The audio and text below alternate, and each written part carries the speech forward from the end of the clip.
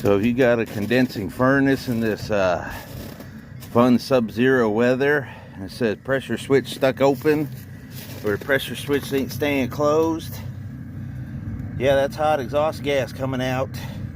But it will freeze, the moisture in there will freeze and block that pipe.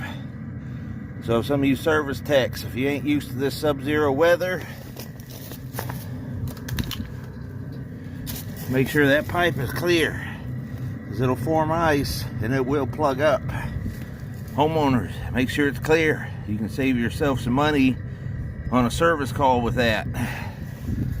Sometimes you'd have two pipes here for an intake and exhaust, but look at all that ice sitting around there. That's why it keeps messing up. But nothing you can do really, unless it's something with heat tape. Hope you enjoyed.